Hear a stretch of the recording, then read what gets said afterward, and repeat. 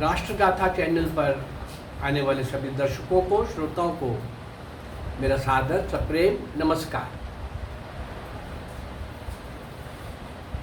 इस चैनल के माध्यम से मैं 558 वीडियोज़ आप तक पहुँचा चुका हूँ। लक्ष्य क्या है? उन अज्ञात मौन तपस्वियों को जो देश की स्वतंत्रता के लिए बलिदान हो गए, कुर्बान हो गए, सर्वस्व निछावर कर दिया, परंतु उनको इतिहास में कहीं भी याद नहीं किया गया। जिनको शासन मिला वो तो अंग्रेज़ों के पाले हुए थे। गांधी अंग्रेज़ों को सूट करता था और नेहरू तक सत्ता पहुंचाने का एक टूल किट का काम कर रहा था।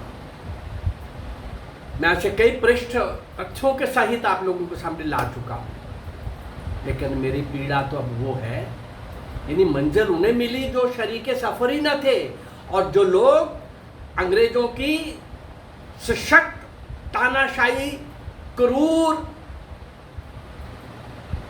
सत्ता को अपनी जान हथेली पर रख करके सशस्त्र चुनौती दे रहे थे, उनको कहीं भी याद नहीं किया गया। 558 वीडियोस के माध्यम से मैंने कोशिश की। अभी केवल 190 वर्ष का समय लिया है, केवल 190 वर्ष का, 1757 से 1947 तक का, नेताजी सुभाष चंद्र बोस तक का। ऐसे उन वीर वीरांगनाओं को, नायक नायिकाओं को मैंने आपके सामने लाने का प्रयास किया है जो देश के लिए, भारत माँ की स्वतंत्रता के लिए आहुत हो गए।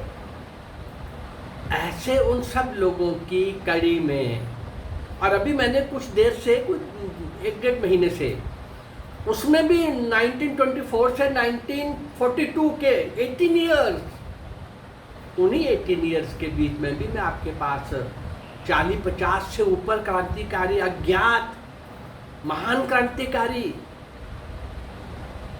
शौर्य और वीरता के कमाल के नए नए प्रश्न लिखने वाले, उसी पंक्ति में, उसी श्रृंखला में आज मैं एक नाम, बहुत बड़ा नाम, महापुरुषों का हम मुकाबला नहीं किया करते, लेकिन इसी 18 साल के बीच, 24-42 के बीच में एक बहुत बड़ा नाम, जो बहुत बड़ी घटनाओं का प्रमुख था, योजक था,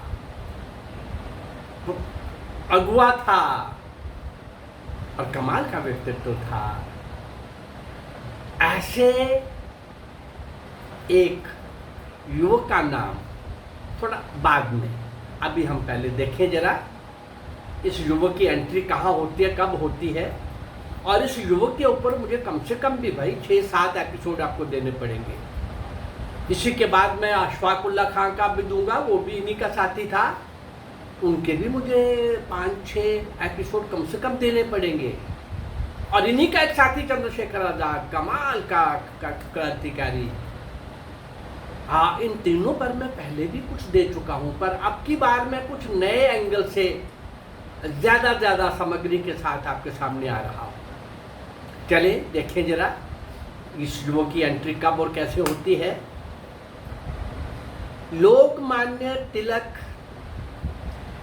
लोकमान्य श्री बाल गंगाधर तिलक को लाने वाली स्पेशल ट्रेन लखनऊ स्टेशन पर रुकी। हजारों लोग उस डिब्बे की ओर झपटे,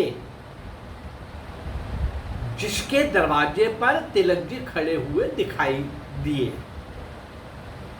स्थिति ये हो गई कि तिलक जी का जैसे अपहरण होने वाला था, और अपहरण करने वाले 2 दल अपनी अपनी तैयारी के साथ वहां पहुंचे थे।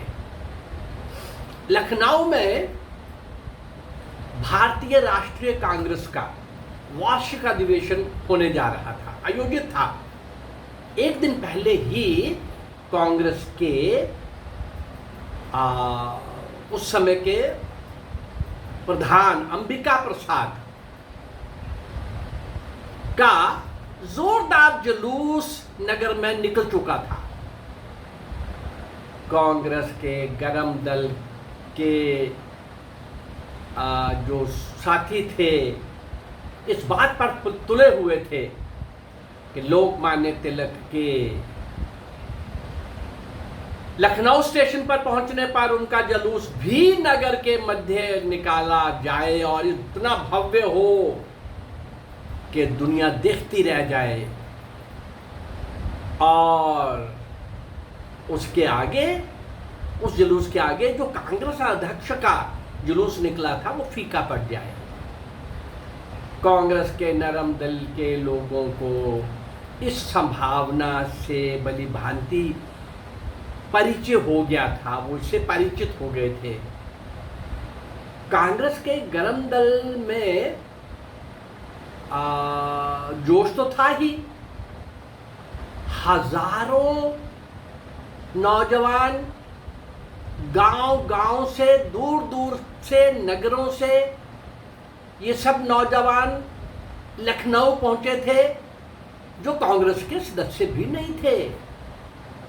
अरे उन नौजवानों के अंदर लोकमान्य बाल गंगाधर तिलक ने, महाराष्ट्र का शेर लाल बाल पाल जब बोलते हैं, लाला लाजपत राय पंजाब के, बाल गंगाधर तिलक बाल महाराष्ट्र के, और पाल विपिन चंद्र पाल बंगाल के, इन तीनों की बात कुछ और थी। वो बोल चुके थे स्वतंत्रता मेरा जन्म सिद्ध अधिकार है और मैं इसे लेकर ही रहूंगा। अब ये किसी कांग्रेसी में इतने दम के साथ बोलने की हिम्मत नहीं थी ना, इसलिए वो नौजवान जो कांग्रेस के सदस्य भी नहीं थे, कुछ तो गरम दल के थे ही, कुछ गरम जोश पहले से क्रांतिकारी थे और कोई जो क्रांतिकारी नहीं भी बनने थे, लेकिन वो मार्ग उनको अपनाना था तो वो सब भी पहुंचे हुए थे। हाँ, अब देखना ये था केवल तिलक जी के दर्शन करने और उनकी सिंह गर्जना सुनने ही वहां पहुंचे थे ये नौजवान। जैसे ही स्पेशल ट्रेन प्लेटफॉर्म पर रुकी, लोगों में हलचल मच गई और नरम दल के व गरम दल के दोनों ही समूह तिलक जी को अपने कब्जे में कर लेने के लिए प्रयासरत थे। उनके डिब्बे की तरफ उमड़ पड़े, झपट पड़े। नरम दल के लोग ये प्रतीक्षा कर रहे थे कि तिलक जी का आना, यानी उनका अपना पहला कदम जब प्लेटफॉर्म पर रखे वो, तो उन पर कब्जा कर लें। और गरम दल वालों ने, उन्होंने अपने तरीके से सोचा हुआ था। वो क्या था, उन्होंने क्या किया, इससे पहले कि नरम दल वाले लोग उनको अपने घेरे में लेकर के अपने ढंग से लेके जाते, तिलक जी को अपने हाथों में उठाकर, कंधों में बिठाकर उनको बिठा लिया और उनकी जय बोलते हुए, जुलूस को चीरते हुए, प्लेटफॉर्म की भीड़ को चीरते हुए अपना रास्ता बनाने लगे। नरम दिल वाले अपने हार से खींच उठे। नरम दल वालों को इसी प्रकार अपने कब्जे में, किसी भी प्रकार उनको अपने कब्जे में लेना था। हाँ, लेकिन वो कर नहीं पा रहे थे। जब नरम दल वालों ने बाहर का एक और घेरा बना करके उनको कोशिश की अपनी ओर ले जाने की, तो गरम दल के लोगों ने और जो नए नौजवान आए हुए थे वो भी कार के सामने लेट गए। एक तरफ तो वो नौजवान लेटा जो रो रो के, चीख चीख के, चिल्ला चिल्ला के बोल रहा था, टायर का पहिया मेरे ऊपर से लेके जाओ, हम नहीं जाने देंगे, तिलक जी हमारे साथ जाएंगे वरना हमारी लाश पर जाएंगे। और बाकी तीनों के तीनों टायर में भी लोग लेटे हुए थे। कार ना आगे बढ़ सके, ना कार पीछे जा सके। तिलक जी उसमें बैठे हुए थे और उसी के एक आगे के पहिए में जो नौजवान लेटा हुआ था, जो चीख चीख के, रो रो के जो बोल रहा था, कह रहा था, वे हाँ नरम दल के अपने लोग अपने ढंग का अपना प्रयास कर रहे थे, लेकिन गरम दल वालों के जोश के आगे वो भी फीके पड़ रहे थे। ये सब नौजवान लेटे हुए थे, आगे वो नौजवान लेटा हुआ था। कार की पोजीशन मैंने बताई, वो रो रहा था आगे वाला, मेरे ऊपर से कार निकाल लो। कार ना आगे ना पीछे, ये सब चल रहा था, ये सब चल रहा था। तो क्या किया, उनको कार से उतारा, तिलक जी को, और गरम दल के लोगों के द्वारा पहले से तैयार की हुई बग्गी में बिठा दिया। हाँ, इतना ही नहीं, उसके घोड़े खोल दिए गए और घोड़ों के स्थान पर नौजवान स्वयं ही जुटकर बग्गी को चलाने लगे, खींचने लगे। ये तिलक जी पूरी तरह से अब गरम दल वालों के आधिपत्य में थे। नरम दल वाले गरम दल वालों की ये सफलता देख करके बहुत खींच रहे थे, लेकिन वो जुलूस पूरे जोर से उसी लखनऊ के नगर से पिछले कांग्रेस अध्यक्ष के मुकाबले में बहुत बड़ा जुलूस और बहुत अच्छी तरह से आगे बढ़ा। उनकी बग्गी खींचने के लिए लोगों में होड़ थी कि कहीं किसी तरह हाथ ही हमारा बग्गी को लग जाए। कोई भी व्यक्ति ऐसा कर लेता है तो उसे ऐसा सुख मिलता है जैसे उसको सारी दुनिया का सुख उसको मिल गया है। जुलूस सचमुच ही बड़ा अद्भुत था, ऐतिहासिक था। जिस युवक ने तिलक को हथियाने और गरम दल वालों को सौंपने की वीरता दिखाई थी, और वो युवक जो आगे रो रहा था, चीख रहा था, कह रहा था कि गाड़ी मेरे ऊपर से ले जाओ, वो युवक कोई और नहीं था। वो युवक वही था जिसकी आज हम चर्चा करने वाले हैं। वो जो रो रो के चीख के कह रहा था कि गाड़ी मेरे ऊपर से ले जाओ, वो युवक था श्री राम प्रसाद बिस्मिल। श्री राम प्रसाद बिस्मिल वे शाहजहांपुर से लखनऊ के लिए पहुंचे थे कि वो तिलक जी के दर्शन कर सके और उनकी वाणी सुन सके। वे कांग्रेस का सदस्य नहीं थे, राम प्रसाद बिस्मिल क्रांतिकारियों के इस गरम दल के लोगों के द्वारा, कुछ नए नौजवानों के द्वारा एक ऐसा स्वरूप वहां निर्माण हुआ और इस प्रकार का सब लोगों का मत बना कि ऐसा जुलूस आज तक लखनऊ के इतिहास में कभी नहीं निकला। और यही तो चाहते थे, यही तो चाहते थे।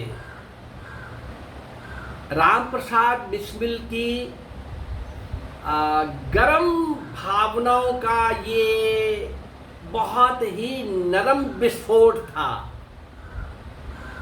आगे चलकर वे स्वयं एक बहुत बड़े क्रांतिकारी बन गए। श्यामा प्रसाद बिस्मिल एक महान क्रांतिकारी।